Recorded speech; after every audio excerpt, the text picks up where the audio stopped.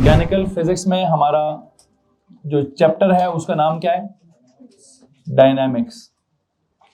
Dynamics के अंदर हमने बुनियादी तौर पर क्या पढ़ना होता है? It is the study of motion along with reference to force. ठीक है, तो इसके अंदर क्या होता है? It's the study of motion with forces, motion along forces या मोशन एंड फोर्सेस, या जो भी आप जुमला बनाना चाहते हैं। अच्छा, फिर इस सेक्शन के अंदर हमने क्या क्या किया? जब मैंने इसको स्टार्ट किया होगा तो आई थिंक मैंने आपको मोशन पढ़ाया होगा पहले, फिर मोशन के बाद क्या पढ़ाया होगा? फोर्सेस पढ़ाई होंगी। जब हमने मोशन की बात कही तो मोशन के साथ वैसे कौन कौन सी टर्म्स एसोसिएटेड थी? It was distance, it was displacement, it was speed, it was velocity, it was acceleration, it was deceleration, and there was momentum as well. क्या कॉन्सेप्ट था? एक मोमेंटम का कॉन्सेप्ट भी था। मैं उसी कॉन्सेप्ट को आज के लेक्चर में इंक्लूड करना चाहूंगा कि मोशन के साथ आपने क्या क्या पढ़ा है? डिस्टेंस डिस्प्लेसमेंट पढ़ा है, स्पीड वेलोसिटी पढ़ा है, एक्सेलरेशन या डिसेलरेशन पढ़ा है, और आपने क्या पढ़ा हुआ है? आई थिंक आपने मोमेंटम भी पढ़ा हुआ है। ऐसे ही है ना? मोशन वाले चैप्टर में या काइनेमैटिक्स वाले चैप्टर में सारी टर्म्स पढ़ी हुई हैं। आपका इसका टेस्ट भी हो गया, लेकिन हाँ, टेस्ट में मोमेंटम का सवाल नहीं था। टेस्ट में डिस्टेंस डिस्प्लेसमेंट का सवाल तो था, स्पीड वेलोसिटी का सवाल भी था, एवरेज स्पीड एवरेज वेलोसिटी का सवाल भी था, एक्सेलरेशन डिसेलरेशन का सवाल भी था, चेंज इन स्पीड का सवाल भी था। क्या नहीं था? मोमेंटम का सवाल नहीं था। बिकॉज मैंने मोमेंटम के सवाल को कहाँ इन्वॉल्व करना है? आई थिंक मैं मोमेंटम वाले सवालों को आगे फोर्स के साथ इन्वॉल्व करने की कोशिश करूंगा और देखूंगा कि मैंने कितना इन्वॉल्व करना है, कितना नहीं करना। मुझे प्लीज आप ये बता दीजिए कि मोमेंटम के केस में आपने क्या फॉर्मूला पढ़ा हुआ है? मोमेंटम को आपने कैसे डिफाइन किया है? इज द प्रोडक्ट ऑफ क्या? मास एंड वेलोसिटी के तौर पर डिफाइन किया हुआ है। बिल्कुल ठीक है जी। आपने मोमेंटम को डिफाइन किया हुआ as the product of mass and velocity. आपको मालूम है मैं ये बोल्ड क्यों कर रहा हूं? है जी, मैंने v को बोल्ड क्यों किया है? Its velocity, it's a vector quantity. मैंने p को बोल्ड क्यों किया है? It's momentum, it's also a vector quantity. बहरहाल एक तरफ हमारा कॉन्सेप्ट यहां खत्म हुआ है, मतलब एक हमारा चैप्टर इन बातों पे खत्म हुआ है। क्या किसी को प्रॉब्लम है इन बातों से? फिर जो हमारा ये दूसरा चैप्टर है, इधर हमने क्या किया हुआ है? इधर हम एक्चुअल में क्या पढ़ रहे थे? इधर हमने अभी तक सिर्फ एक फॉर्मूला समझने की कोशिश की है। कौन सा वाला फॉर्मूला जी? एफ का फॉर्मूला। अब वो F is equal to M A पढ़ा है या F net is equal to M A पढ़ा है? सबसे इंपॉर्टेंट चीज तो हमने देखी कि सर हमने F is equal to M A नहीं पढ़ा। हमने क्या पढ़ा? F net is equal to M A पढ़ा है। ठीक है, लेकिन जो F net is equal to M A हमने पढ़ा है, किस तरीके से हमने ये वाली बात डेवलप की है, प्लीज जरा उसको गौर से सुनिए। हमने सबसे पहले फोर्स के बारे में कहा, इट्स अ पुश और pull of one object onto the other. किसी को इशू इस बात से? कॉन्सेप्ट तो ठीक है, पुश करना है या पुल करना है किसी एक ऑब्जेक्ट ने दूसरे को, लेकिन ये पेपर में डेफिनेशन के तौर पर हम लिखेंगे नहीं। फिर हमने इसके इफेक्ट्स पढ़े थे। क्या क्या इसके इफेक्ट्स थे जी? जरा प्लीज उन इफेक्ट्स पे जाइए। मैंने उसमें एक इफेक्ट चेंज करना है। आप जरा प्लीज इन इफेक्ट्स पे चले जाइए, पहले पेज पे जाएं जहां पर आप इफेक्ट्स ऑफ द फोर्सेस लिखते हैं। मैं वहां एक छोटा सा सवाल पूछना चाहता हूं आपसे, गौर से मुझे उसका जवाब दीजिएगा कि आपने कहा what are the effects of pushing और पुलिंग एन ऑब्जेक्ट, या what are the effects of exerting a force? Number 1, force can move a stationary object. किसी को प्रॉब्लम है? Force can stop a moving object. इसमें किसी को problem है?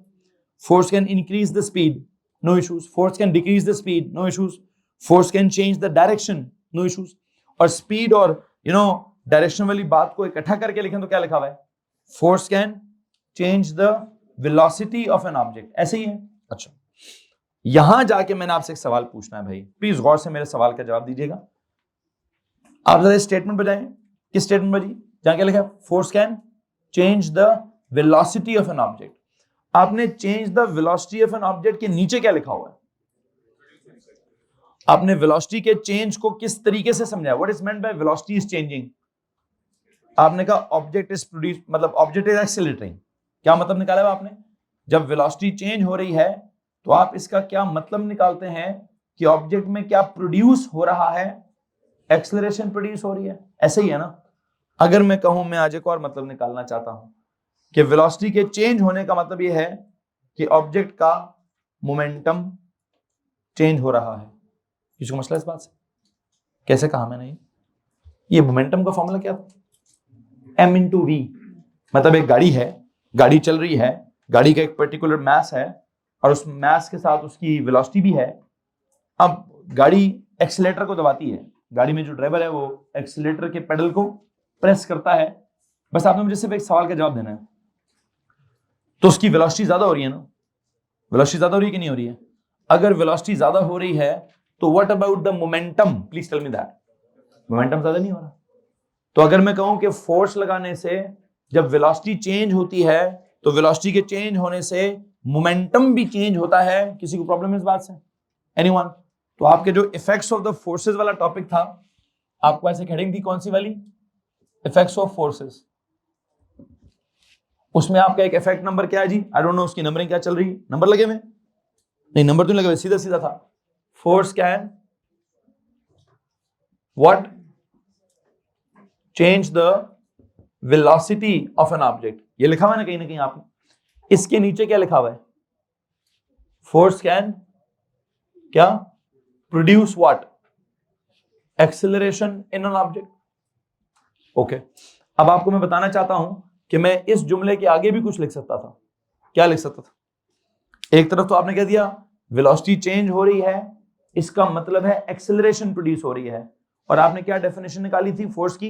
An agent that produces और टेंड्स टू प्रोड्यूस एक्सेलरेशन। किसी को मसला इस बात से? अब मैं एक न्यू डेफिनेशन निकालना चाहता हूं। क्या करना चाहता हूं जी? अब मैं एक न्यू डेफिनेशन निकालना चाहता हूं। वो क्या न्यू डेफिनेशन है? कि अगर लिखा force can change the velocity, कहना है इसे कि force can change the momentum. हाँ जी, क्या मैं कह सकता हूं कि force can change the momentum? Anyone या नहीं? अच्छा, तो एक तो मैंने यहां पे ये चीज चेंज कर दी है, ठीक है। और एक और चीज मैं चेंज करना चाहता हूं। मैं फोर्स के लिए एक नया फॉर्मूला डेवलप करना चाहता हूं। क्या करना चाहता हूं भाई? मैं फोर्स के लिए मोमेंटम से रिलेटेड एक नया फॉर्मूला डेवलप करना चाहता हूं।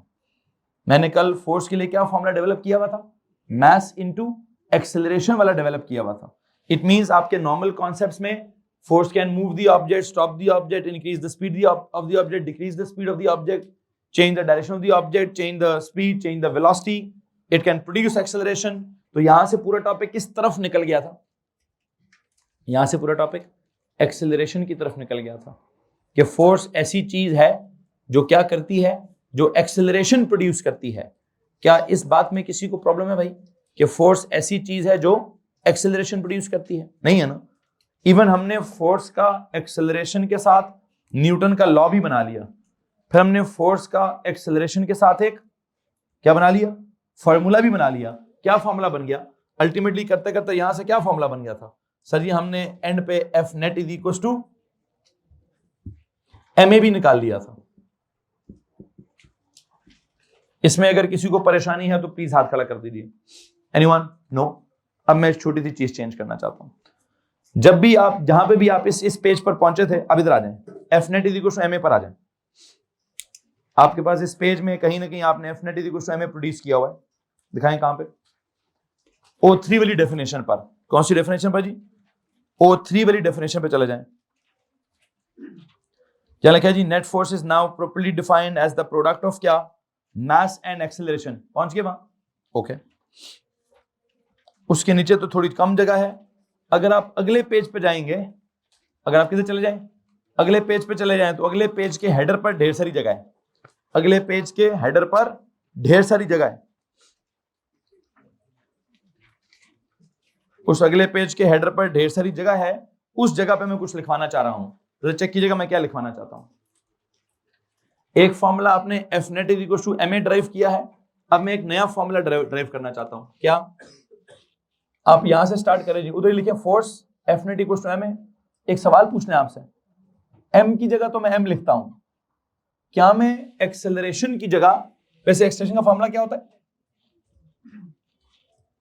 v minus u over T. तो क्या मैं इस फार्मूले में ए की जगह v minus u over T लिख सकता हूं? एनीवन प्लीज चेक करिए, क्या मैं इस a की जगह v minus u over T लिख सकता हूं कि नहीं भाई? लिख सकता हूं या नहीं? एक्सेलरेशन की जगह मैंने क्या लिख दिया? v minus u over T लिख दिया। किसी को एतराज है इस बात से? a का फॉर्मूला है ना, तो जहां a लिखा होगा वहां मैं v minus u over T लिख दूंगा। अच्छा, यहां से आगे थोड़ी सी आपने मुझे मैथ समझानी कि ये m जो है बाहर, ये अलजेब्रा आता है आपको, अलजेब्रा में एक्सपेंशन भी आती होगी। m किस किस से मल्टीप्लाई होगा? v से भी और u से भी। ओके, तो जब आप m v से भी मल्टीप्लाई होगा और m u से भी होगा, मेरे पास नीचे ढेर सारी जगह है, आपके पास शायद आगे जगह होगी, तो आप आगे जाते जाइएगा। क्या बनाऊं? m into v minus m into u whole divide by क्या? Whole divide by t. M we minus M u, Imran जरा मैम अमरीन को बोले, एक काम बोला हुआ आपको, M we minus M you over T.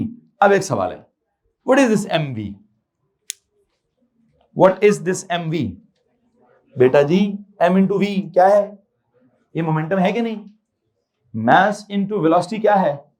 ये मोमेंटम है कि नहीं? है ना? What is M into U? Sir ये भी मोमेंटम है, लेकिन हाँ एम वी कौन सा मोमेंटम है? एम वी जो है वो फाइनल मोमेंटम है, ठीक है, और माइनस एम इंटू यू ये कौन सा मोमेंटम है? ये इनिशियल मोमेंटम है। क्या इसमें किसी को परेशानी है? नहीं। होल डिवाइड बाय क्या? Whole divide by T. चलो अच्छा, फिर आप मुझे एक और बात बताएं, ये जब दो चीजें माइनस हो रही होती हैं, दो चीजें जब माइनस हो रही होती हैं, लाइक फाइनल माइनस इनिशियल होता है, इसको क्या बोलते हैं? कल एक न्यूमेरिकल था ना, find the change in speed, क्या था वो? Delta we. क्या था?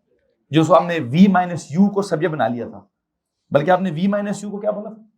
डेल्टा क्या? v। तो यहां में final momentum minus initial momentum, क्या इसको मैं डेल्टा p कह सकते हैं? ओके, देयर यू गो जी, डेल्टा p ओवर क्या? Over t। ये लो जी, I have developed another formula for the force. What is that? F net is equals to क्या? Delta p over t। इसको जल्दी से नोट कीजिए, थोड़ा रास्ता दो बेटा। F net is equals to delta p over t, जल्दी से नोट करेंगे। स्पेसिफिकेशंस में जाकर देखने गया था कि किस किस की स्पेसिफिकेशंस में क्या क्या लिखा हुआ है और क्या क्या नहीं लिखा हुआ। अगर हम IGCSE वाली स्पेसिफिकेशंस देखें, दैट इज़ 0625 वाला जो कोड है, उसके अंदर भी उसने कहा है कि फोर्स का ये वाला फॉर्मूला ड्राइव करें। क्या करें? F net is equal to M A तो लिखा हुआ ही है, लेकिन साथ साथ क्या लिखा हुआ है? उन्होंने कहा है कि आपको ये डेल्टा पी ओवर टी वाला फॉर्मूला जो है वो ड्राइव करना है।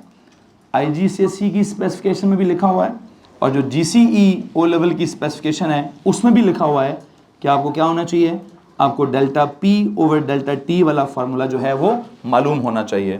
ठीक है, तो मुझे लगा कहीं शायद किसी GCE वाले में लिखा होगा कि नहीं मालूम होना चाहिए, या IG में लिखा होगा कि मालूम होना चाहिए, लेकिन मैं वो दोनों को कंफर्म करने गया तो दोनों की स्पेसिफिकेशंस में लिखा हुआ था कि आपको क्या फार्मूला पता होना चाहिए? आपको फोर्स का ये जो delta P over delta T वाला फार्मूला है, ये दोनों स्पेसिफिकेशंस वाले को पता होना चाहिए। तो बहरहाल वापस आते हैं, क्या बात हो रही थी? वैसे तो हमने क्या टॉपिक डेवलप किया? वैसे तो हमने टॉपिक डेवलप किया किस हिसाब से? प्लीज़ बताइए। वो क्या बोलते हैं, फोर्स के हिसाब से, फोर्स को एक्सेलरेशन के हिसाब से, कि क्या होगा क्या नहीं होगा। Force can change the velocity, उसका मतलब हमने क्या निकाला? फोर्स विल प्रोड्यूस एक्सेलरेशन, और फॉर्मूला क्या निकाला? F net is equal to M A. लेकिन अब मैं एक्स्ट्रा बात आपको क्या बता रहा हूँ कि अगर आप चेंज द वेलोसिटी को क्या कह देते हैं? चेंज द मोमेंटम, तो आप क्या कहेंगे? Force can what? Force can change the momentum. If force can change the momentum, then क्या होगा? Then force must have a formula in terms of momentum. Force का formula in terms of momentum क्या है वो आपके सामने मैंने कैसे एक्सप्लेन किया कि जनाब साहब आपके पास एक फॉर्मूला था F net is equal to M A, M की जगह एम आ गया, ए की जगह क्या आ गया? ए का फार्मूला। व्हाट इज ए का formula? v minus u over t. v minus u over t आ गया, m को मल्टीप्लाई किया एम वी माइनस एम को m you over t. Okay, m v ये भी मोमेंटम है, एम यू वो भी मोमेंटम है, लेकिन फर्क है m into final velocity final momentum है, m into initial velocity, initial momentum है, तो अब final momentum minus initial momentum, जब भी किसी दो वैल्यूज को सब्ट्रैक्ट करते हैं, जब भी कभी किसी फाइनल वैल्यू में से किसी इनिशियल वैल्यू को सब्ट्रैक्ट करते हैं, तो ये क्यों करते हैं? चेंज निकालने के लिए। क्या निकालने के लिए? और इस चेंज को मैथ्स में क्या सिंबल देते हैं? डेल्टा का सिंबल देते हैं। क्या सिंबल देते हैं जी? डेल्टा वाला सिंबल देते हैं। तो I believe final momentum minus initial momentum is the change in momentum that is to be represent by delta P. क्या? ओके तो जनाब साहब यहां से क्या आ गया है? O4 लेवल आ गया। क्या हो गया जी? होता ना बहुत सारे स्कूलों में O1 O2 O3 O4 भी चल रहा होता है, तो पेपर में क्या लिखेंगे अब हम O4 लेवल लिख लेंगे। What is O4 level? कि फोर्स या net force is defined as क्या? It is now defined as what? Please tell me. ये जो टाइम से चीज डिवाइड हो रही होती है, एक बात बताएं यार, ये स्पीड को क्या कहते थे? रेट ऑफ क्या? Rate of change of distance. Velocity क्या होती थी? Rate of change of displacement. Acceleration क्या था? Rate of change of velocity. तो अब फोर्स का क्या लिखेंगे हम? रेट ऑफ चेंज ऑफ क्या? मोमेंटम। और हाँ, वो आगे भी लिखते होते हैं विद रिस्पेक्ट टू टाइम। किसी को मसला इस बात से? तो आई बिलीव दिस इज क्या, जैसे होता है ना पुश और pull, level 1 O1 level. Force is an agent that produces acceleration or tends to produce acceleration, level 2 O2 level. Force is defined as क्या? The product of mass and acceleration, O3 level. Force is defined as क्या? The rate of change of momentum with respect to time, that is क्या? O4. किसी को मसला इस बात से भाई? Anyone? हाँ, एक बात है वैसे, मुझे लगता है किस किस डेफिनेशन पर आपको नंबर मिलेंगे। m इंटू ए पे भी नंबर मिल जाएंगे और डेल्टा P ओवर T वाले पर भी नंबर मिल जाएंगे, बिकॉज दोनों क्या हैं? फार्मूले हैं। मतलब पुश और पुल कोई फार्मूला टाइप चीज नहीं है। An agent that produces acceleration, ये भी कोई फार्मूला टाइप चीज नहीं है। चूंकि फोर्स एक डिराइव्ड क्वांटिटी है, और आपने पढ़ा हुआ है कि डिराइव्ड क्वांटिटीज को कैसे डिफाइन करना होता है। कैसे? From there formulas. आप एरिया को भी फार्मूला से डिफाइन करते आए होंगे, वॉल्यूम को भी, डेंसिटी को भी, वेट को भी। जितनी भी आपने ड्राइव क्वांटिटीज पढ़ी हैं, हर ड्राइव क्वांटिटी को क्या करते होते हैं? उसके फार्मूले से ड्राइव करने की, डिफाइन करने की कोशिश करते हैं, या फार्मूला से डिफाइन करने की कोशिश करते हैं, या डेफिनेशन से फार्मूला बनाने की कोशिश करते हैं। यही काम होता रहा है ना इतने दिनों से। क्या हो रहा है? एक ही काम। या डेफिनेशन लिखते हैं, उसमें से फार्मूला निकालते हैं, या फार्मूले को के थ्रू डिफाइन करने की कोशिश करते हैं। तो यहां पर कितने फार्मूले निकले हैं फोर्स के? हमारे पास 2। पहला क्या? ma, दूसरा क्या? Delta P over T। पहला कॉन्सेप्ट है इसके साथ कि फोर्स कैन प्रोड्यूस एक्सेलरेशन। दूसरा कॉन्सेप्ट है इसके साथ कि force can change the momentum. यहां से क्या फॉर्मूला निकला? F net is equal to ma। ये जो कॉन्सेप्ट है ना चेंज इन मोमेंटम वाला, यहां से क्या फॉर्मूला निकल रहा है? F net is equal to क्या? Delta P over T। तो जो आपके पास उस पेज के हेडर पे जगह थी, उस जगह के सामने क्या लिखिए? O4 level. क्या होगा O4 लेवल? O4 लेवल पे जाके लिखिए जी, force is now defined as, ये ले लीजिए जनाब साहब, कॉपी किसकी है मेरे पास? Force is now defined as क्या? Force is now defined as the rate of change of momentum. Force is now defined as the rate of change of momentum. Rate of change of momentum with respect to time. और मुझे लगता है सबसे बेहतरीन ये rate वाली है। क्यों? क्योंकि आपने अभी तक जितना मैकेनिक्स पढ़ा है, उस पूरी मैकेनिक्स में सारी डेफिनेशनें किस हिसाब से चल रही हैं। अगर आप रटा लगाने को आसान करना चाहते हैं तो आप ऐसे रटा लगा लें। पहली थी क्या? ये स्पीड। कैसे डिफाइन करेंगे हम? Rate of change of distance with respect to time. फिर तो वेलोसिटी कैसे डिफाइन करेंगे? Rate of change of displacement. एक बात है, वैसे तो हम कहते थे distance travelled over time taken, या displacement covered with respect to time taken. ये ट्रेवल्ड और कवर्ड, इस अंग्रेजी को भी निकालें, इसकी जगह क्या लें? चेंज। क्या लें? डिस्टेंस ट्रेवल हुआ है तो हम कहेंगे डिस्टेंस चेंज हुआ है। डिस्प्लेसमेंट कवर हुई है तो हम इसको भी क्या कहेंगे? डिस्प्लेसमेंट चेंज हुई है। बात समझ आ रही कि नहीं आ रही? तो अब जुमले क्या दिमाग में आएंगे? स्पीड के लिए rate of change of distance, of course with respect to time. Velocity के लिए rate of change of displacement with respect to time. Acceleration के लिए rate of change of velocity with respect to time. Force के लिए rate of change of momentum with respect to time.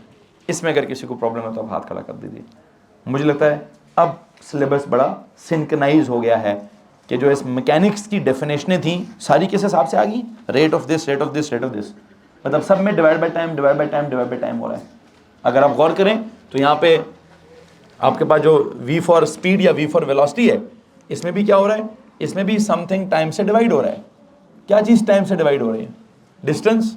अब या आप उसको डिस्टेंस बोलें, बल्कि काम करते हैं, आपने इस v माइनस यू को क्या बोला है? डेल्टा v बोला है ना? क्या बोला है? इधर भी आपने डेल्टा p लिखा है ना? तो अगर मैं यहां पे भी डेल्टा d लिख दूं तो किसी को एतराज है? डेल्टा d क्यों लिख रहा हूं? क्यों जो डिस्टेंस ट्रेवल होता है बेसिकली वो भी किसी स्टार्टिंग पॉइंट से किसी एंडिंग पॉइंट तक जाता है, कि इस लेवल से मैं उस लेवल तक चला गया हूं, मतलब इस पॉइंट से मैं उस पॉइंट तक चला गया हूं, तो डिफरेंस निकालना होता होगा ना। मिसाल के तौर पर मैं कहता हूं जी मैंने अभी नीचे जाते हैं, गाड़ी स्टार्ट करता हूं, अब मैं अपनी गाड़ी से घर जा रहा हूं, तो मैंने कितना डिस्टेंस ट्रेवल किया कैसे पता चलेगा मुझे? गाड़ी के वो जो स्पीडोमीटर है उसके अंदर कहीं डिस्टेंस की वैल्यूज लिखी होंगी। जब मैं गाड़ी स्टार्ट करूंगा तो लिखा होगा कोई 37,450 किलोमीटर, ये लिखा होगा। घर जाऊंगा तो क्या लिखा होगा? वही 37,460 किलोमीटर। तो डिस्टेंस कितना ट्रैवल हुआ? कैसे पता चला आपको? आपने पहली वाली वैल्यू और दूसरी वाली वैल्यू क्या की? माइनस किया ना भाई, चेंज निकाले ना। समझ आ रहा है कि नहीं आ रहा है? कि आपने गाड़ी का जो मीटर था उस पर जो पहली रीडिंग थी और जो बाद वाली रीडिंग है उन दोनों को क्या किए? माइनस किए। तो आपको डिस्टेंस ट्रेवल कैसे पता चला है? पहली रीडिंग माइनस, मतलब इनिशियल डिस्टेंस गाड़ी का क्या नोट हुआ है, फिर फाइनल डिस्टेंस गाड़ी ने क्या नोट किया है, उनका आपने चेंज निकाल लिया है। तो डिस्टेंस ट्रेवल्ड भी डेल्टा डी से ही निकालते हैं। इवन अगर सीधी लाइन में जाएं, जहाज में जाएं, तब भी वो डिस्प्लेसमेंट ट्रेवल्ड क्या करता है? उसमें भी पहले से लिखा होता है कि जहाज इतना चल चुका है, जहाज ने इतने किलोमीटर पहले से ट्रेवल किए हुए हैं। ऐसा नहीं कि जहाज जब भी चलेगा तो रीडिंग जीरो होगी उसकी, उस पर भी कहीं ना कहीं लिखा होगा अरे जहाज इतना पुराना है। जैसे नहीं गाड़ियों पे लिखा, समझ आ जाता है कि गाड़ी कितनी पुरानी हो गई है, 1 लाख चल गई है, 2 लाख चल गई है। जो भी गाड़ियाँ खरीदते बेचते हैं उनको पता होगा कि क्या ज़रूरी होता है। क्यों जी? हाँ साहब, सबसे ज़रूरी क्या चीज़ है गाड़ी को क्या चेक करना है? माइलेज। दे कॉल इट क्या? वैसे माइलेज का असल मतलब कुछ और है, माइलेज का फिजिक्स में मतलब कुछ और है, लेकिन माइलेज का आम मार्केट में मतलब क्या है कि गाड़ी कितनी चली हुई है। ठीक है जी, खैरवाल जो भी है, मैंने मार्केट नहीं समझानी। क्या समझाना है भाई? मैं जो समझाना है समझा दिए। क्या समझाना था? Delta D over T, delta V over T, delta P over T. एक सवाल रही है, मुझे लगता है होना पता क्या चाहिए था, बड़ा मज़ा आता अगर कैसा होता, डेल्टा डी ओवर टी, फिर डेल्टा वी ओवर टी, फिर डेल्टा ए ओवर टी। लेकिन ऐसा हुआ नहीं। क्या नहीं हुआ? गौर से मेरी बात सुनिए। आपने सबसे पहले क्या पढ़ा? डिस्टेंस या डिस्प्लेसमेंट पढ़ा है ना?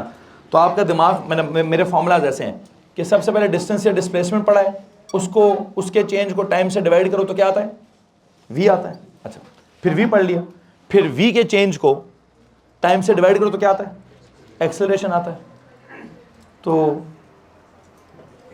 एक्सेलरेशन के चेंज को टाइम से डिवाइड करें तो कोई नई चीज़ आनी चाहिए थी, आई नहीं। ऐसा कोई टॉपिक मेरे सिलेबस में नहीं है, बल्कि इसकी जगह मेरे सिलेबस में क्या आ गया? एक्सेलरेशन चेंज नहीं हो रही थी, एक्सेलरेशन चेंज होएगी A2 में जाकर। कब होगी? और वो आसान चैप्टर नहीं होगा, वो बड़ा मुश्किल चैप्टर होगा जब एक्सेलरेशन भी। आपने तो कौन सी सेक्शन पढ़ी है? Constant acceleration. कौन सी पढ़ी है? कि जैसे हम वो फ्री फॉल में भी एक्सेलरेशन कैसे होती है? कांस्टेंट होती है। आपके सिलेबस में वेरिएबल एक्सेलरेशन, वो कल एक सवाल था ना, फंस गए थे ना बहुत सारे बच्चे, जिसमें क्या लिखा हुआ था कि जी पहले गाड़ी रुकी हुई है, फिर गाड़ी ने एक्सीलेटर दबाया है, फिर गाड़ी ने अपनी स्पीड मैक्सिमम पहुंचाई है, फिर गाड़ी उसी मैक्सिमम स्पीड पे चलती रही है। बताओ स्पीड को और एक्सेलरेशन को क्या हुआ? तो बच्चों ने ये तो बता दिया कि स्पीड बदल रही थी।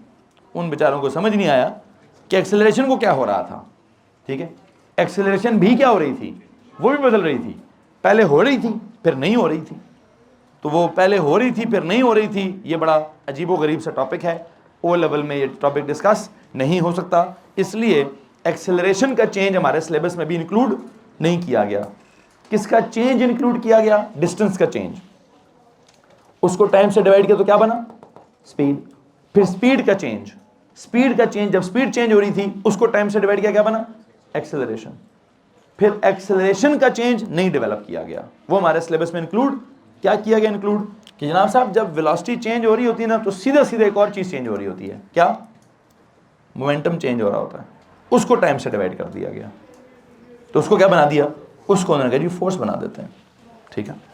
और यहां से एक और चीज बड़ी गौरतलब है, ये इधर भी डिवाइड बाई टी, इधर भी डिवाइड बाई टी, ये डेल्टा वी में और डेल्टा पी में क्या फर्क है, डेल्टा वी को क्या करूं तो मतलब स्पीड को क्या करूं तो मोमेंटम बन जाएगा, मास से मल्टीप्लाई, क्या आपको बात समझ आ रही है कि अगर मैं v को m से मल्टीप्लाई कर दूं तो मोमेंटम बन जाएगा, तो डेल्टा v को भी m से मल्टीप्लाई कर दूं तो डेल्टा p बन जाएगा।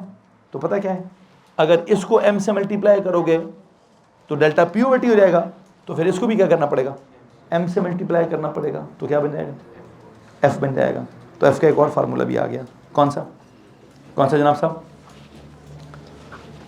प्लीज प्लीज प्लीज ध्यान में रखिए मैं क्या समझा रहा हूं, मैं ना आपको फॉर्मूलास का एक सीक्वेंस समझा रहा हूं, ठीक है, बहुत ही आसान बात होती, मेरे लिए कोई मुश्किल नहीं था, फिर मैं बहुत रिलैक्स होता दिमाग में कि यार क्या कहना, delta D over T is V, delta V over T is A, delta A over T is F, but ऐसा नहीं है भाई। कैसा है, यहां तो एक सीक्वेंस आ गया कि डिस्टेंस के चेंज को टाइम से डिवाइड करो तो स्पीड आ गई, स्पीड के चेंज को टाइम से डिवाइड करो तो एक्सेलरेशन आ गई। अब एक्सेलरेशन का चेंज पढ़ाया ही नहीं जा रहा, क्या पढ़ाया जा रहा है, कहते हैं वही वेलोसिटी का चेंज था, उसी वेलोसिटी के चेंज को क्या करो तो मोमेंटम बन जाएगा, मतलब वेलोसिटी को मास से मल्टीप्लाई कर लो तो मोमेंटम, या वेलोसिटी के चेंज को मास से मल्टीप्लाई कर दो तो चेंज इन मोमेंटम। कहते हैं इसको अगर m से मल्टीप्लाई करोगे तो ये आ जाएगा, अगर इसको m से मल्टीप्लाई करें, कैसे याद करूं फार्मूले, मैंने कहा जी सबसे पहले क्या करें, वो जो डिस्टेंस डिस्प्लेसमेंट थी, क्या थी डिस्टेंस डिस्प्लेसमेंट, बेस क्वांटिटी। अब आता हूं बिल्कुल उस टॉपिक पर जिस टॉपिक पर पहला चैप्टर पढ़ा है। पहला चैप्टर किस टॉपिक पर पढ़ा है, कि किसी भी चैप्टर में कैसे आगाज करेंगे हम, सर जी पहले वो बेस क्या करेंगे, बेस क्वांटिटी लिखेंगे, फिर उससे जुड़ी हुई क्या करेंगे, ड्राइव्ड क्वांटिटीज लिखेंगे। ऐसे ही हुआ था ना भाई, या नहीं किसी और तरह से हुआ था। मिसाल के तौर पर मैंने जब लेंथ स्टार्ट किया था तो मैंने लेंथ पढ़ाते ही क्या पढ़ाया था, एरिया एंड वॉल्यूम, फिर मैंने मास पढ़ाते ही क्या पढ़ाया था, वेट एंड डेंसिटी, फिर टाइम पढ़ाते ही क्या पढ़ाया था, टेम्परेचर, वो क्या कहते हैं टाइम पीरियड और फ्रीक्वेंसी, फिर टेम्परेचर पढ़ाते ही क्या पढ़ाया था, हीट कौन सी वाली, कैपेसिटी वाली और लेटेंट वाली, फिर करंट पढ़ाते ही क्या पढ़ाया था, चार्ज और क्या वोल्टेज, बल्कि एक और चीज़ पढ़ाई थी, रेजिस्टेंस भी पढ़ाया था, ठीक है। इसी तरह अब क्या हो रहा है, अगर मैं इस टॉपिक को भी मैकेनिक्स में पढ़ाने की बजाय किधर पढ़ाता, जरा सुनिए गौर से, अगर मैं इसको भी पढ़ाता किधर, मैं कहता जनाब साहब मैं अगले सेक्शन में जा ही नहीं रहा, मेरी तो पूरी की पूरी फिजिक्स कैसे पैदा हो जाती है।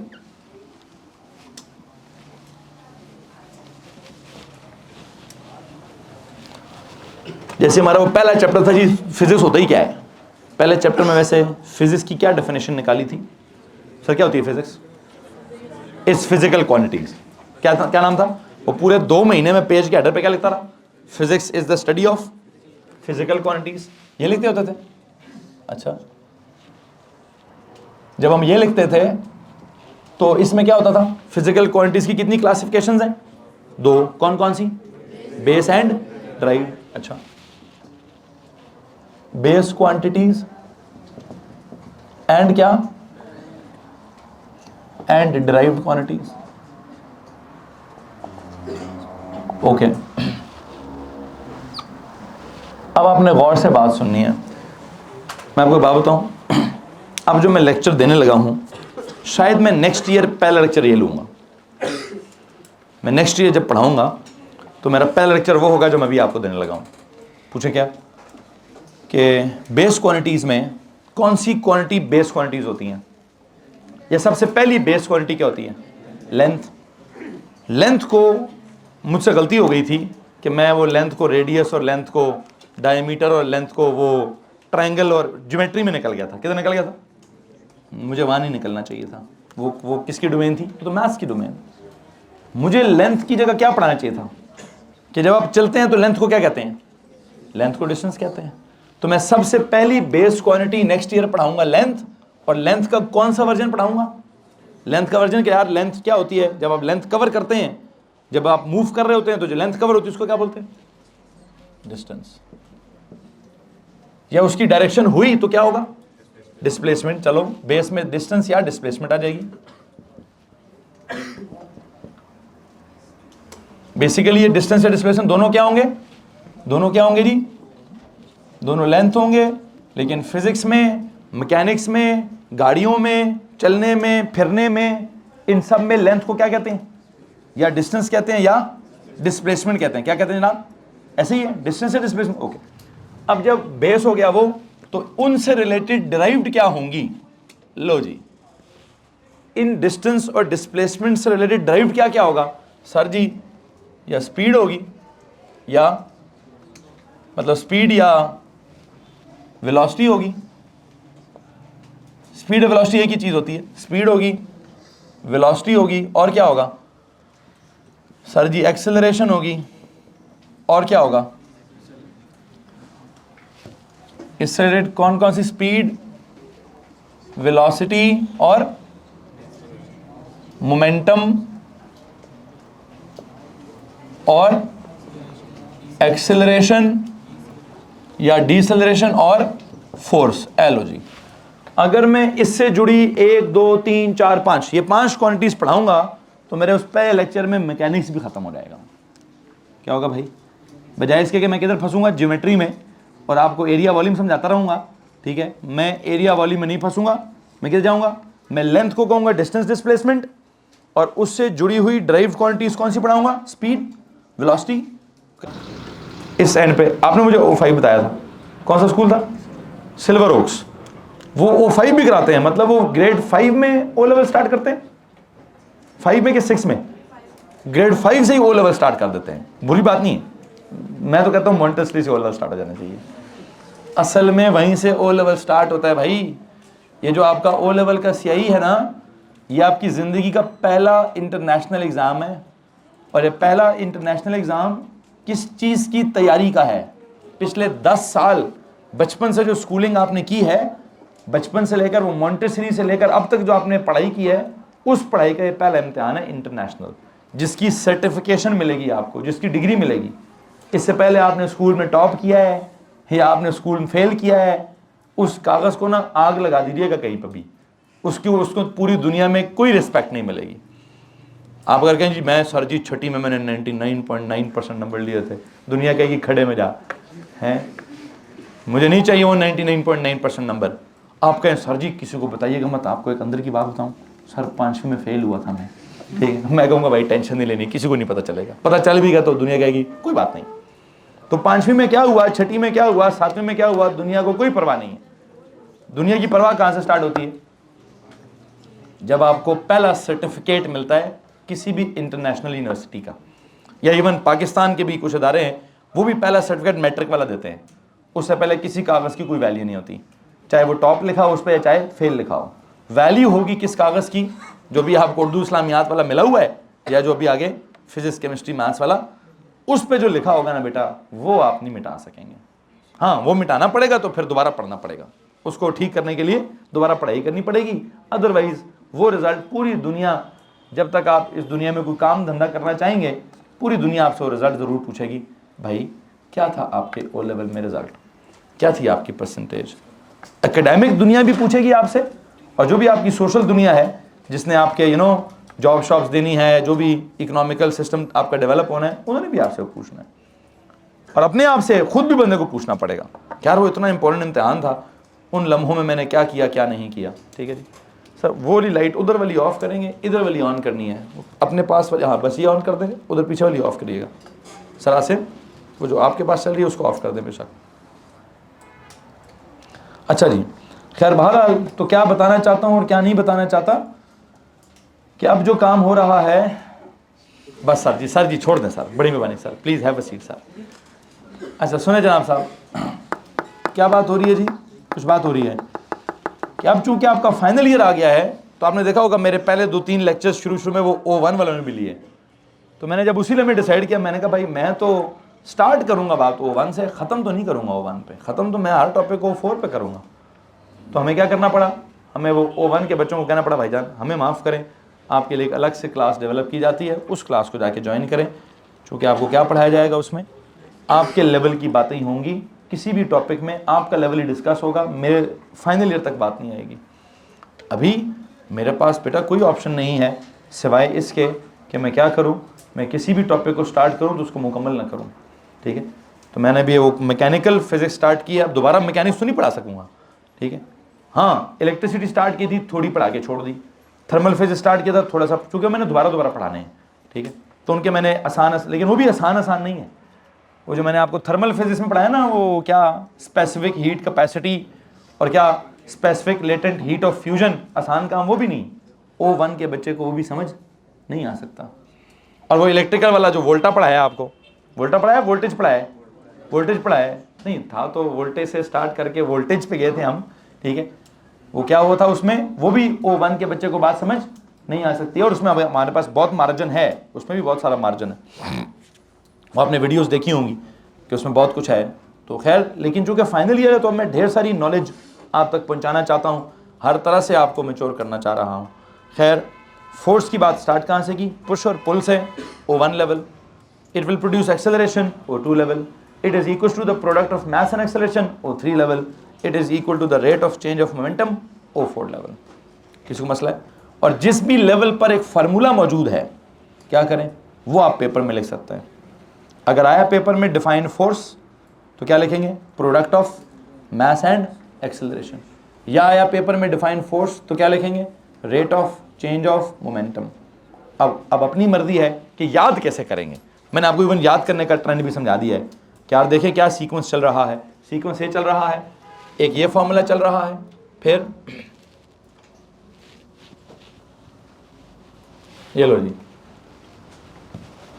ये सबसे इंपॉर्टेंट 3 फार्मूले हैं जनाब साहब। कौन कौन से? स्पीड वेलोसिटी के लिए क्या, डेल्टा D/T। एक्सेलरेशन के लिए क्या, डेल्टा V/T। फोर्स के लिए क्या, डेल्टा P/T। इनको याद रखना है प्लीज। आप में से किसी के पास कोई सवाल है तो वो हाथ खड़ा कर सकता है। एनीवन? नहीं? ओके। अब इनमें एक्स्ट्रा चीज क्या थी? सर जी वो 2 चीजें मिटा दी आपने। कौन सी? अगर V को मैथ से मल्टीप्लाई करूं तो क्या बनेगा, मोमेंटम। अगर A को मैथ से मल्टीप्लाई करूं तो क्या बनेगा, फोर्स। ठीक है, अब सर मैथ से क्यों मल्टीप्लाई कर रहे हैं? भाईजान मैथ्स तो बड़ी ज़रूरी चीज़ है। क्यों, मैथ्स में क्या ज़रूरी है? सर मैथ्स ही तो मैटर होता है। फिर मैटर का क्या करना है? सर मैटर ही की तो पढ़ाई करनी है। क्यों, मैटर की क्या पढ़ाई करनी है? सर केमिस्ट्री में भी मैटर पढ़ना है, फिजिक्स में भी। केमिस्ट्री में कौन सा मैटर पढ़ना है? केमिस्ट्री में मैटर के अंदर जाके पढ़ना है, मैटर को अंदर से पढ़ने के अंदर पार्टिकल शार्टिकल कैसे है। और फिजिक्स में मैटर कैसा पढ़ना है? सर जी फिजिक्स में मैटर बाहर से पढ़ना है कि मैटर नीला है कि पीला है। नहीं, नीला पीला नहीं है। मैटर कैसा है? मैटर रुका हुआ है कि मैटर चल रहा है। मैटर की स्पीड है कि नहीं है? मैटर की स्पीड कांस्टेंट है कि वेलोसिटी चेंज हो रही है? मैटर का मोमेंटम कितना है कितना नहीं है? मैटर पर फोर्स लगेगी तो क्या होगा क्या नहीं होगा? ये सारी बातें हैं। मैं उम्मीद करता हूँ मैं आपको समझा चुका हूँ। आप में से किसी के पास कोई सवाल है प्लीज़ हाथ खड़ा कीजिए। जी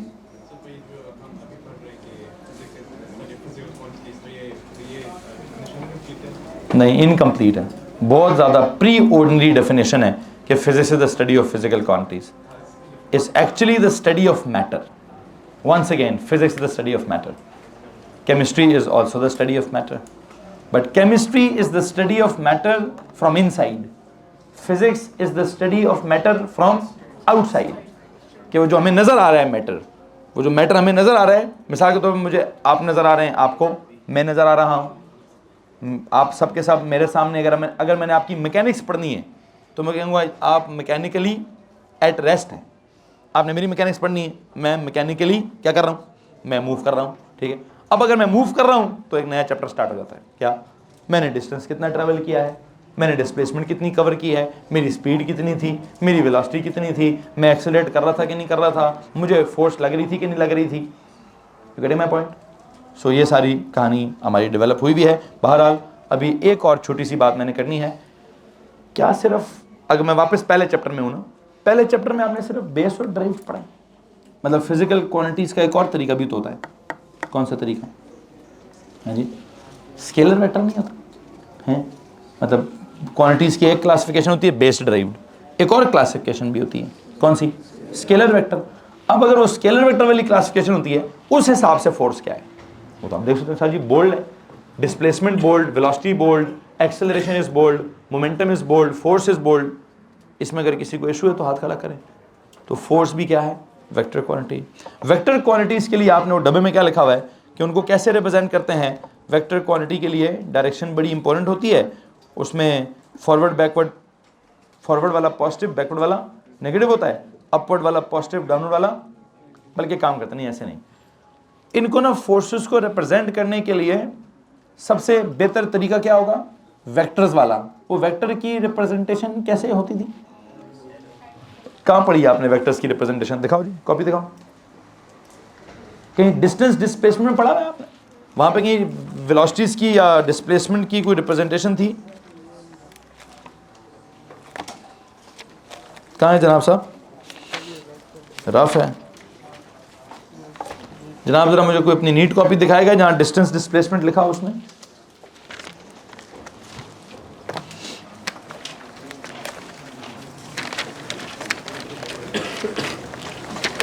हाँ जी, जब हमने डिस्टेंस डिस्प्लेसमेंट की बात की थी तो डिस्प्लेसमेंट के केस के हमने बहुत सारे न्यूमेरिकल्स किए थे। उस न्यूमेरिकल से पहले हमने कहा था geometric representation of a vector quantity. कैसे रिप्रेजेंट करते थे ज्योमेट्रिकली वेक्टर क्वांटिटीज को? By what? Bye directed straight line segment. याद आ रहा है कि नहीं आ रहा है? डायरेक्टेड स्ट्रेट लाइन सेगमेंट होती थी और उसमें एक हमने कोई ट्रायंगल वाला सवाल सॉल्व किया हुआ है, फिर हमने वहाँ पर एक सेमी सर्कल वाला सवाल सॉल्व किया हुआ है, फिर हमने वहाँ एक स्ट्रेट लाइन वाला सवाल, फिर हमने एक रेक्टेंगल वाला सवाल भी सॉल्व किया हुआ है कि नहीं है? एक सवाल है, जब हम वहाँ पे रिजल्टेंट निकालते थे, क्या निकालते थे? ये लफ्ज़ पढ़ा था आप, रिजल्टेंट?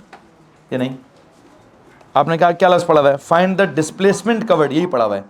सीधी सीधी डिस्प्लेसमेंट ही पड़ी हुई है कि टोटल डिस्प्लेसमेंट निकालते थे। ओके, मेरा एक सवाल है आपसे। आपका एक सवाल था जी वहाँ पे कि जी पहले बंदा किधर गया है? उधर गया है, फिर बंदा किधर गया है? उधर गया है। तो आपने नेट डिस्प्लेसमेंट कैसे निकाली थी? मुझे कुछ याद आ रहा है? पूछ रहा हूँ यार, मेरी शक्ल ही देखते रहते हो, हाँ हाँ ही कर दो, हाँ हाँ सर कुछ याद आ रहा है? एक सवाल था, पता नहीं पहले नॉर्थ की तरफ जाओ, फिर साउथ की तरफ जाओ, फिर पता नहीं इधर जाओ उधर जाओ, पहले इधर जाओ फिर इधर जाओ। तो आपने डिस्प्लेसमेंट कैसे निकाली थी कि ओवरऑल डिस्प्लेसमेंट क्या है? आपने कहा था सर जी यहाँ से स्टार्ट करते हैं और यहाँ चले जाते हैं। कुछ याद आ रहा है कि नहीं आ रहा है? ठीक है जी। उसका मतलब आपने कहा था नेट मतलब डिस्टेंस था दिस प्लस दिस, लेकिन डिस्प्लेसमेंट क्या थी? ये वाली। और इस डिस्प्लेसमेंट का जवाब कैसे निकाला था आपने? पाइथागोरस थ्योरम से निकाला था। ऐसे ही किया था ना भाई? ठीक है, बस मैं ये याद इसलिए कराना चाहता हूँ कि अगर कभी दो फोर्सेस हुई, क्या हुई, और उन दो फोर्सेस को क्या करना हुआ? ऐड करना हुआ। क्या करना हुआ भाई? ऐड करना हुआ या सब्ट्रैक्ट करना हुआ, तो वेक्टर्स वाला तरीका अडॉप्ट करेंगे। कौन सा तरीका अडॉप्ट करेंगे जी? और ये वेक्टर्स वाला तरीका क्या तरीका है? क्या तरीका है जी? पहले अब यहाँ पे देखेंगे, if I tell you this is पहली displacement and this is direction होंगे, इसमें किसी को प्रॉब्लम है जी? सो यू नो मैं क्या कह रहा हूँ, इसका न्यूटन का जो थर्ड लॉ है वो कहता है यार एक्शन रिएक्शन की बात नहीं हो रही, एक्शन फोर्स और रिएक्शन फोर्स की बात हो रही है। और क्या स्टेटमेंट है? For every action force there is an equal but opposite reaction force. ये उसका वर्जन ए आ गया। इसका एक और वर्जन भी है, action force and reaction force are always क्या? Equal in magnitude but opposite in direction. इसका एक और वर्जन भी है, फोर्सेस एग्जिस्ट ही कैसे करती हैं? वो एग्जिस्ट ही करती हैं एज क्या? एज एक्शन रिएक्शन का पेयर। अच्छा, मैं समझता हूं मुझे इसके लिए एक और वर्जन भी लिखना है। वो एक और वर्जन क्या लिखना है? मिसाल के तौर पर जरा सुने जनाब साहब,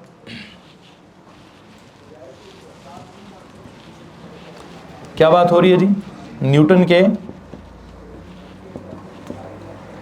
लॉज ऑफ मोशन की बात हो रही है। और कौन सा लॉ पढ़ा रहा हूँ? थर्ड लॉ पढ़ा रहा हूँ। थर्ड लॉ के कितने स्टेटमेंट्स लिखे हुए हैं? पहला स्टेटमेंट लिखा था for what, for every action force there is an equal but opposite reaction force. फिर दूसरा स्टेटमेंट क्या लिखा हुआ है? Action force and reaction force are always equal in magnitude but opposite in reaction. फिर तीसरा क्या लिखा हुआ है? फोर्स एग्जिस्ट ही कैसे करती है? Forces exist as what? Action reaction का पेयर। अब मैं लिखवाना चाहता हूँ चौथी स्टेटमेंट। चौथी स्टेटमेंट ज़्यादा मतलब वो पहली वाली का ही एक बेहतर वर्जन है। कौन सा वाला? मिसाल के तौर पर हमारी कल वाली परसों वाली मिसाल कहाँ से स्टार्ट हुई थी कि आप किसी को पता नहीं मारेंगे तो वो आगे से क्या करेगा? वो आगे से उतना ही नहीं मारेगा, वो आगे से ज़्यादा मारेगा। ठीक है, लेकिन बहरहाल मैं उस एग्जाम्पल को थोड़ा सा ट्रांसफॉर्म करना चाहता हूँ। वो आगे से क्या करेगा वो बात की बात है। आप अगर किसी को मारेंगे तो ज़रा उस पॉइंट ऑफ कांटेक्ट को ज़रा समझाने की कोशिश करता हूँ। क्या समझाने की कोशिश करता हूँ जी? वो जो पॉइंट ऑफ कांटेक्ट है, जिस वक्त आपका हाथ किसी के चेहरे पे टच हुआ है, ठीक है, तो जब पटाख की आवाज़ आई है, उस आवाज़ के लम्हे में क्या हुआ है? जिसको एक है मारने वाला, एक है मार खाने वाला। ठीक है, तो आपको लगता है कि जिसको मार पड़ी है सिर्फ दर्द उसे हुई है? मतलब हाँ, उसके चेहरे पे लगी है तो वो ज़रा नाजुक जगह है, वहाँ दर्द ज़्यादा महसूस होती है। लेकिन बेटा जिसके हाथ ने मारा है उसके हाथ पे भी दर्द हुई है, एग्जैक्टली उतनी ही जितनी उसके चेहरे पे हुई है। लेकिन वहाँ फीलिंग क्या आई है? सिर्फ जिसको मार पड़ती है उसको फीलिंग ज़्यादा आ रही है। ठीक है, जिसने मारा है उसको फीलिंग क्यों? हाथ थोड़े सख्त होते हैं, चेहरा थोड़ा नर्म होता है, वहाँ पटाख होती है तो दर्द ज़्यादा होती है, और हाथ जब लगता है तो दर्द इतनी नहीं होती। और हाँ, अगर किसी के बहुत नाजुक हाथ हो, है जी, बहुत नाजुक हाथ हो, वो किसी को मारेंगे तो शायद हाथ पे दर्द क्यों? एक काम करना, ज़रा सब के सब अपना हाथ दीवार में मार दें, बजाय इसके कि किसी के चेहरे पे मारें। अगर आप अपना हाथ क्या करें, अगर अपना हाथ दीवार पे मारेंगे तो क्या होगा? तो जी दीवार को दर्द हो रही नहीं हो रही, कसमें मुझे थोड़ी सी हुई है। ठीक है जी, पुत्र साथ वाले ने जब वो अगला एक्शन रिएक्शन करना है ना, तो मैं आपको पहले समझा चुका हूँ कि बात आगे तक चली जाएगी फिर। ठीक है, वो साथ वाले के साथ काम ना करेंगे। ठीक है जी, खैर बहरहाल जो भी है, सुने जरा प्लीज। नहीं मारने वाला, अल्लाह अकबर, मारने वाला काम ना करो भाई, मारने वाला काम ना करो। चले एक और काम करते हैं, मारने वाली बात नहीं करते, हाथ से किसी को मारने वाली बात नहीं करते। मेरे दिमाग में एक और एग्जांपल आ गई है, ये एक्सीडेंट वाली एग्जांपल आ गई है। दो गाड़ियां चल रही हैं, पीछे वाली गाड़ी ने अगली वाली गाड़ी को ठोक दिया। ठीक है जी, एक गाड़ी पीछे से बड़ी स्पीड से आ रही थी। सुनो ना यार, सुन लो ना यार, पढ़ाने दो ना भैया, एंजॉय करो, थोड़ा थोड़ा महसूस करो, लेकिन साथ वाले के साथ कमेंट्री ना करो ना भैया। सुनो जो मैं समझा रहा हूँ, मजे की मिसाल लगे तो चेहरे पे मुस्कुराहट ले आओ, कमेंट्री क्यों कर रहे हो? ठीक है, इजी हो रहा, इजी, कमेंट्री की इजाजत नहीं है भैया, लेक्चर सुनो। क्या मिसाल दे रहा था?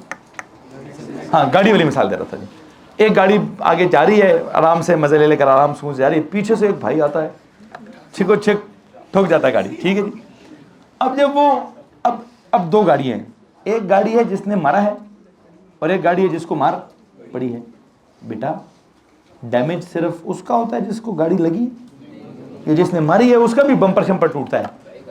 ऐसा तो नहीं है कि जिसने मारा है वो कहेगा जी मेरी गाड़ी को तो कुछ भी नहीं हुआ भाई, सिर्फ तेरी वाली गाड़ी टूटी है।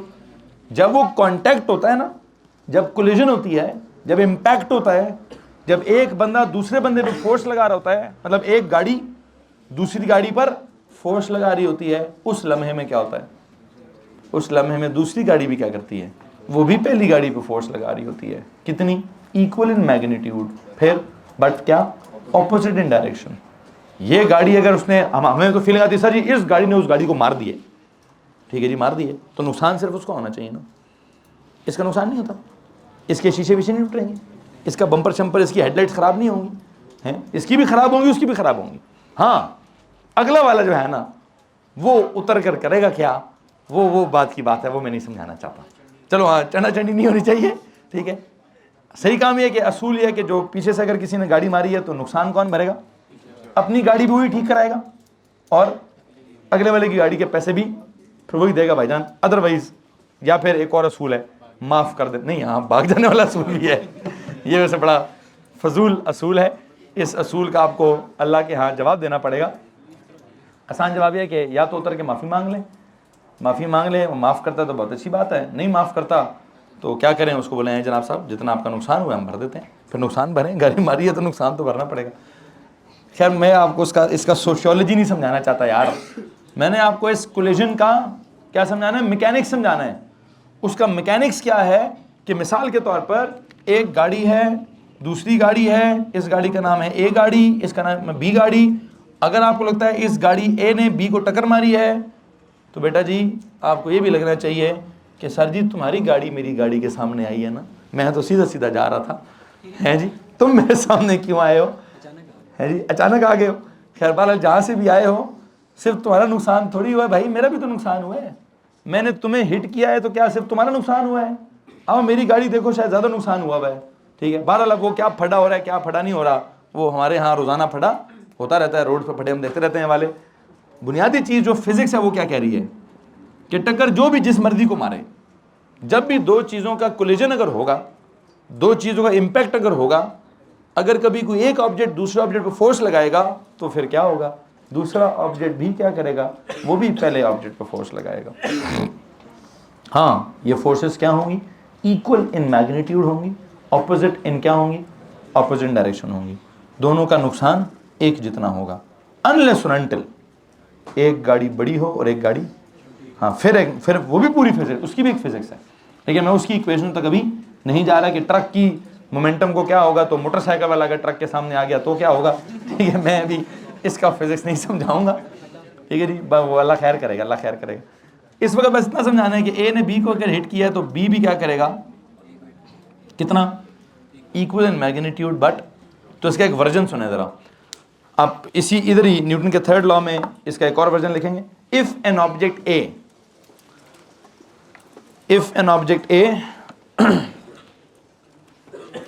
exerts क्या, if an object A exerts a force, page के हेडर पे तो होगी,